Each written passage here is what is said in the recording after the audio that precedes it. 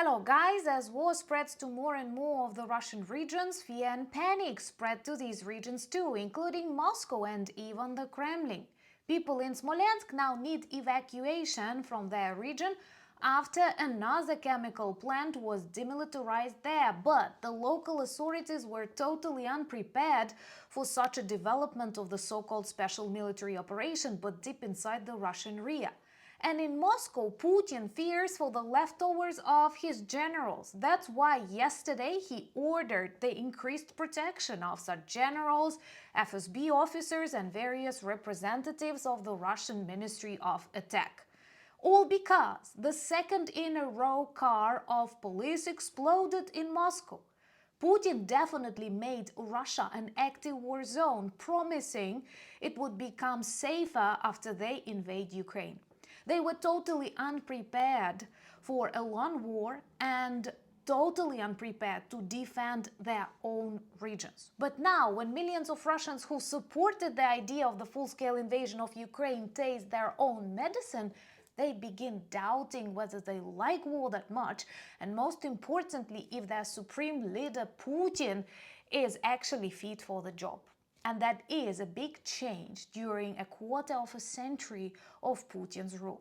So let's discuss how Putin reacts to these explosions and most importantly how his population changes the opinion about the SMO. My name is Anna, I'm from Ukraine, I'm in Ukraine, and if you want to see the defeat and demilitarization of Russia, subscribe and share these videos to spread the truth, because the only working peace plan is to defeat and demilitarize Russia, and that's exactly what we are working on. War continues for the fifth year already. It seems unbelievable, very wrong, very unjust, but with one very important difference than expected back in 2022. Ukraine did not surrender, and war returned back to dozens of the Russian regions, including Moscow. That was perhaps the safest city in Russia, if we're not talking about the criminal atmosphere, because it was always bad there, but from this military point of view. And now Ukrainian drones, or as they describe them, unknown flying objects, keep controlling the space above the Russian capital, and our special services keep delivering the justice to the Russian war criminals directly to the walls of the Kremlin. During last year, a lot of Russian military researchers, FSB officers, generals were neutralized in Moscow, where they thought that they were totally safe. And now in Moscow, the second car of police exploded during just 1 month, which is huge, taking into account the level of surveillance that they have. You know that Putin is obsessed with his personal security. He constantly closes the highways he travels. Nobody knows how many doubles and bunkers he has.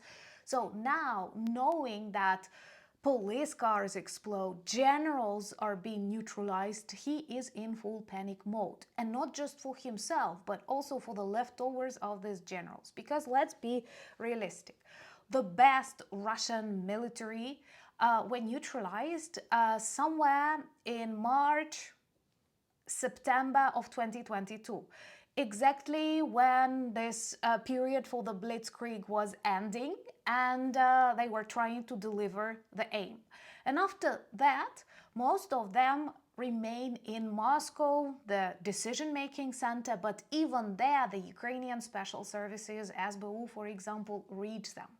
This also changes everything in the understanding of the Kremlin, because for decades it was the Russian FSB officers that infiltrated SBU or other services in other so-called post-Soviet countries to get the control and access to all they want. But now the situation is very, very different. They do not know what we are doing. They were not able to predict the spiderweb operation, and they cannot protect their own generals, FSB officers, police, even in Moscow. Thumbs up for that, because this is a huge change, not just in the course of this war, but in this Russian tradition to keep control over former USSR republics. And more explosions occur on military sites in more and more of the Russian regions that very quickly, almost immediately later join the list of the Russian regions who do not enjoy the special military operation. And their governors, their local authorities, like, for example, that one from Belgorod, Gladkov, that keeps whining when Telegram is on, but that is always a very short period of time. But they kind of stop liking war when explosions begin on the territory of their regions. And a very big military chemical plant was neutralized in Smolensk. Now people need evacuation because why did they decide that developing explosives to target Ukrainian kindergartens was a good idea? The best way is to oppose war. The best way is to prevent the invasion of another country, and this guarantees you safety and security in your homes. And please remember that this war can end the moment Putin stops, or the moment millions of his supporters make him stop, because he is losing their support. Coup becomes more and more likely. And that's exactly what we discuss on Anna Danilchuk channel, where I invite you to subscribe if you are not yet a part of the community there.